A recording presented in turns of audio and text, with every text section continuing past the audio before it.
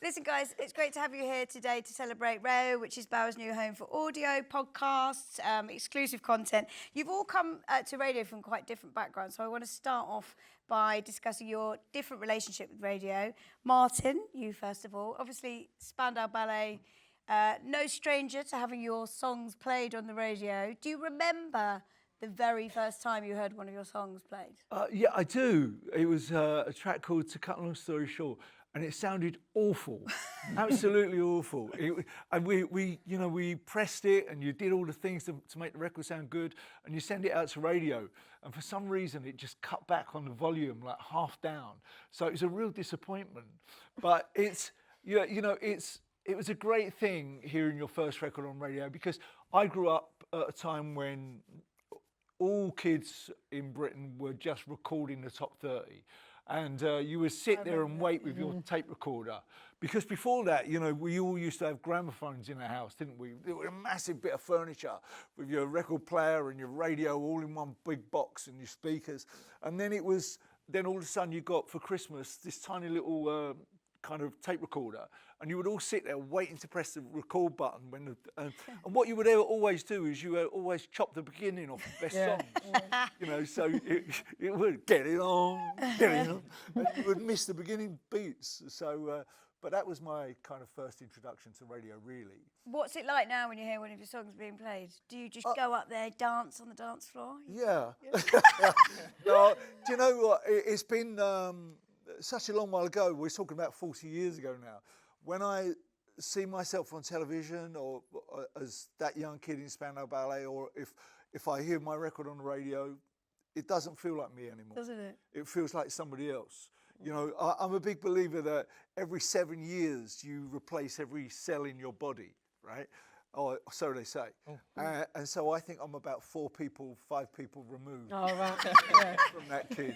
Well, your cells look pretty good, Martin, let me say. Jordan Perri, so you come from a dance background. Do you remember, what was your relationship like with radio before you became hosts on Kiss Breakfast? Sorry, I'm just really reeling from all the revelations we had. Yeah. Martin's cells look pretty good. You get new cells every 7 years. Nice. Our relationship with radio, I think it's kind of, I thought he was going to go to Fleur next as well, by the way. The pressure's kind of on now. I follow Martin, the pressure's kind of on. But no, genuinely, I think before we started presenting on Kiss, we didn't really have any aspirations to be like, we're going to be radio presenters. And definitely didn't think we was going to get the breakfast show after like 18 months. But I didn't think that was going to happen either, if I'm honest. But no, generally, thanks Tyler, the only person who didn't laugh. But yeah, when we first started out, I think the thing that sort of struck me about working on radio is just that immediate connection to everyone who's listening. Yeah. And getting that response back and being able to share that, and obviously it only kind of grows from when we first started on radio to being on Kiss Breakfast now. So for us, the radio experience has been a bit of a whirlwind. I think it's just hit 4 years that we started doing the breakfast show now. Yeah. And then, like I said, we was only on radio about 18 months before that. But in that sort of 5.5 years, there's been so much to learn, and we are still learning quite rapidly, and quite a lot to learn, as our producer Rob likes to tell us every single day. How have you changed as presenters since your very first? Do you remember what you were like on the first day? Not matured. No, not matured. No. By any means. I don't know. Because we were so new to it. Yeah. It's weird. Well, the funny thing is when people say like, "How's the radio going?" I still do tend to use the excuse, "Well, we're new to it, you see." When I mess up, but now I don't think we can really fall back. You can't fall. No, we've come a long way, and it feels good, and we're kind of finding like our own stride, and I feel like we bring something which is as authentic to us as we possibly can, and we love it, man. It's great. Fleur, when you launched your pop career, what's your memory of visiting different radio stations? Because that was obviously before you became a host as well. Well, firstly, can I just say that since doing breakfast radio, I never look like that anymore. Yeah. That's sad.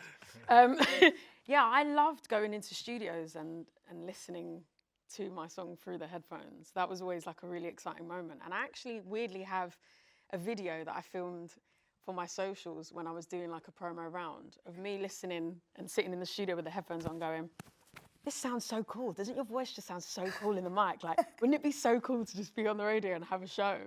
And I actually said that out loud, and then fast forward and here I am, like doing the breakfast show. So it was a real amazing time, like to see that transition as well from being the person that was interviewed to then interviewing artists on the other side. But I think that's given me a great perspective, and I know exactly how they feel when they're walking into a room. So that's Did you have any mad interview moments?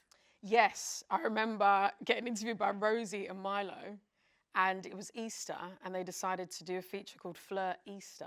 See what they did And took me to a trampoline park, dressed me up as a bunny, and got me to jump around racing Milo to find chocolate eggs. Is That was there a really video fun. of that? That's Oh, what I it want to exists see. somewhere. Yeah. It was amazing. Martin, you must have had some interesting interview moments in your time. I'm sure you weren't dressed up as an Easter bunny, but No, not dressed up as an Easter bunny, but something that looked like an Easter bunny. But back in New Romantic days. But no, interview moments. The funniest thing that I ever came across was, do you remember, the record Band-Aid and that we Yes, shot, that we recorded in Sarn West in Notting Hill? And the day that we were recording that, now at that point, in 1985, Spandau Ballet were probably, even if I say it myself, were probably one of the biggest bands in the world, right? yeah. And Say again. yeah. Preach it, Martin. And our feet definitely left the planet, right? which I'm glad to say. And so we all turned up in mourning to record Band-Aid. And Paul Weller went there, and he was walking along to the studio with his Guardian under his arm. And then there was Bananarama, who just squeezed out of a little mini, and they went to the studio. Spandau got it completely wrong. We turned up in this giant limo, right? The one that the Queen would have used. So we turn up there, and there's kind of like on one side of the road, there's all the kids that are screaming and shouting for autographs. And on the other side, there's all the film cameras and the radios and everybody trying to get interviews of the bands going in. And one of my guys in the band, I'm not going to say who it is, but they stopped, TV camera stopped him, and they said, Steve, have you ever have you got anything you can say to the poor people of Ethiopia who the record's for? And he says, yeah. He said, sorry we couldn't get down there this year, but we're trying to next year. Oh my. Oh, wow. So, because we didn't, our feet had left the ground. We didn't know what was going on at that point. We were living in this Spandau bubble. Wow. That's where we were. Brilliant story. So now all your radio shows are firmly embedded into Rayo, so a new way of listening. And Fleur, you've been on Hits Breakfast, is it 5 years? Yes, now? 5 years. 5 years. So how, as a presenter, how are some of the ways that radio has changed for you? Oh my gosh. I mean, in a huge way, because before, like you said, doing music, it was like the channel that you'd get your music out to everybody listening. And I always genuinely really loved doing radio tours, because those are the moments that you realise that people are actually playing your songs. And that support meant so much. Yeah. It meant so much. And now, I mean, it's changed completely, because now I know how it all works. It's like you get to see the behind the scenes, you get to see how you put a show together, all the prep that goes into an interview that for an artist is just one of 20 that day. Yeah. And for us, it's like everything. So it's like, it's been incredible to have that perspective. And I just love seeing the inner workings of it all, and just, yeah, from the perspective of being an artist and loving music so much, I just love being in the thick of it all. Yeah, and Jordan, you talked about connection, and that's obviously something super important as well. You actually experienced, you had an AI version of yourself hosting the breakfast show, didn't you? And that people didn't like that, which is good. They didn't like that. It's good for your job. People were quite scared. They were like, oh my gosh, there's an AI presenter on air. Is she going to take all our jobs? Yeah. Is this what's going to happen?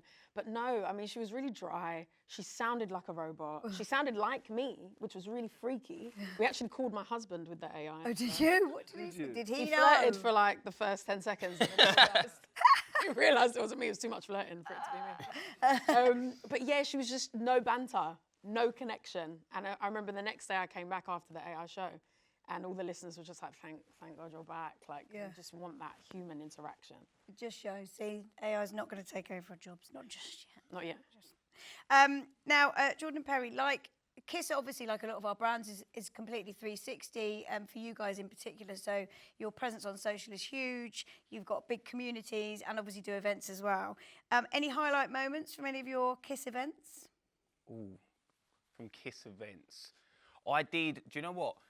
it sort of got wrapped up into one, so it was obviously going to be quite memorable. When I think it was 2022, we went out for Kiss Ibiza, but it was also my stag do. So that kind of that kind of went turbo pretty quick, because if I was honest, it was Perri and my older brother Ash. They were both best men, and I didn't think they'd planned anything for my stag do. I was like, this is going to be, in my opinion, a peaceful week. It wouldn't be rubbish. I was just like, at least I'm going to be left alone. And next thing I know, my brother ran in live on air. We're in the middle of a link, and I ended up being thrown off a crane, like bungee jumping. They locked me in a nuclear bunker underground with, I think it was like 60 actors who were all zombies and chased me around in the pit. Oh, you want to talk about you and zombies? Yep. And then he came on air the next day and then flew us out to Ibiza. And by this point, my voice had completely gone from screaming, where I was scared, and everybody thought I was like, oh, he's had a rough night, he's been out on the booze. Like, no, I was just petrified. And that was it. And we ended up being sat on Calvin Harris's farm and interviewing him, and then they dared me to steal something. It was just quite a wild sort of week, and all rounded up with Kiss Ibiza out there in O Beach as well. So yeah, it was that's been quite a memorable one. And you work, all of us work really closely with brands. How important is it for a sort of brand to sort of understand how to work with you? And have you got any examples of working with brands? Yeah, but I don't think they'd be happy about it. You get what you're given. It's because the first thing that springs to mind, we locked those. In context, because you're about to say we was working with Muller. Yeah. Corner. Yeah. Do you know what's crazy? How did we even get to locking those winners in a room for 24 hours? Yeah, we locked them in a radio studio. Basically, they were saying they were best friends. We were like, okay, prove you're best friends. So we got 2 sets of best friends, locked them in a radio studio, and said, if you can, I'm pretty sure we used the word survive as well. Survive 24 hours, we'll believe you're best friends. And then about 4 in the morning, we got to the studio early. Perri ran in dressed as the Grinch and started throwing yogurt at people. I don't actually know what we were doing. I think it was around Christmas. But the point of it is, the reason why it worked well was because he got a great response on socials, on air. We had a real laugh with it. And Muller Corner was sort of very much of, your style of presenting and whatever is what we've kind of signed up for. Go for it. And it let us build the interaction and, at the end of the day, get the messaging across that they wanted in a bit of a weird roundabout way. But we did it in the end, as opposed to if we just would have done a very straightforward, let's do a read, move on. Oh, we'll film a taste testing of yogurts with me and Perri, funny, okay, move on. It's like, it doesn't cut through and that's it. So I mean, we haven't signed another contract. we've now got Costa as a sponsor. We've now moved on, but still, it worked well. Yeah, it's about that trust, isn't it? And about and the madness. Now, one of the great things about Rayo is it's home to so much audio, but targeted at the things you love. So if you're a country music fan, then obviously you can find country music festivals. Spice Girls fan, you can listen to Olivia Attwood's podcast where she talks to Mel B. But would you guys, if not, look, you can obviously listen to your own stations and your own station playlists. Can you choose one, not your own, that you would listen to on Rayo? Greatest Hits Radio. Great. All day. Martin. There you go. All day. I'm so jealous of your playlists. Are you? Yeah, genuinely. Yeah. Greatest Hits Radio is really good. It's just sing-along. It's anthemic sing-along. And, when you get in a cab nowadays, they've got that on or a podcast, which is great to hear. You're not allowed to say greatest hits though for yours. Would you listen to Kiss? For yours? Yeah, of course I listen to Kiss. Oh, don't lie. Don't lie, Michael. Don't lie about it. I listen to these boys every now and again, just to check it out, to see what's going on. But I always think that within a radio station, the people that do the breakfast time become the face of that radio station. And so it's always nice to check in every now and again and see what people are doing, always. Check out the competition. What would you listen to on Rayo? Possibly, maybe like a dash of Mellow Magic or something like that. Oh, nice. Where do we find Fleur and Martin on one playlist? Yeah, AI probably. Yeah. Let's quickly talk about guests. Can you give me a favourite interview? Okay. One for me that stands out is when we interviewed Chris Martin. We were doing, so there's 2 stories to this. So the first one was we interviewed Coldplay. It was a new single and it was Higher Power. And I had it written down on my paper as Power. So I started the interview and I'm like, so the new single Power. And immediately Chris Martin just stopped me and I froze and he was like, sorry, it's not called power. It's higher power. And you kind of need to get the song title right. And I was just like, oh my, literally everything just, I was like, this is awful. I held it together. I was like, okay, yeah, that's fine, we'll start again. So then months later, they were coming in again, and I researched hard. I didn't trust anyone on the team. I was like Googling everything, like figures I didn't even need to know that morning. And then got on there, I'd listened to the whole album before they got there. And I was like, oh, I love Human Heart. Can I just say that's my favourite track on the album? I'm showing like, all this knowledge. And then Chris Martin just goes, would you like to perform it with us? And I was like, sorry? And he goes, yeah, we're performing at Shepherd's Bush. Do you want to come on stage and sing that song with us? And I just thought he was, you know, like playing about. I got a call from his manager that day. Next thing I'm in rehearsals and I got live on stage with Coldplay and sung Human Heart. Pays to do your research. There you go. There you go. Less than that, but it was amazing, like a highlight for life, to be honest with me. Have you guys got a good interview story? Favourite person that you've interviewed? Yeah, so we was interviewing Chris Martin from Coldplay. He basically said, "You're not going to top that." I was genuinely, I was thinking, what's my favourite one? And it's my favourite one because it's possibly my worst one. But we had Bad Boy Chiller Crew come in, right? Now, bit rogue, I know, bit rogue. But the reason it's my favourite story to tell now is because it's very rare, but I was livid at the time. I was so angry. They came in, and for want of a better expression, they were all off their nut. They were completely out of it. They just come in from partying the whole night. They walked in at about 9 o'clock to do this interview, and partway through, I looked across, and two of them were genuinely asleep live on air. They're going, Wow. and I looked at Perri and I was like, this has got to be a joke. And he was like, no, yeah, carry on. And then the worst was the one in the middle saw that and immediately sobered up and went, oh, come on, boys, sit up. We're really enjoying our life's journey at the moment. And I was like, this has got to be the worst interview ever done. So yeah, Bad Boy Chiller Crew, I reckon. That is a good one. Martin, radio clearly runs in the family. What are you all eating at Kemp HQ to make you so good on the radio? I don't know. I don't even know if I live in a house anymore. I think our house has got kind of, we don't have a diary or anything like that. We have a whiteboard up now to see who's where. Wow. But it's more, I don't know. It's just runs in the family. I mean, Roman was made for radio. He was the most articulate little boy that you can ever imagine in your life. He used to be great impersonating his teachers and impersonating people when he was only about 8 years old, and he used to go into school, and in assembly they would get him up in the middle of the room and he would impersonate one of the teachers to give them the day's diary of what they're going to do. So he was made for it, you know. Are we going to see Shirley getting behind the mic? She does do from time to time. She comes on my show. Yep. We do Valentine's Day specials and stuff like that, which is always really nice.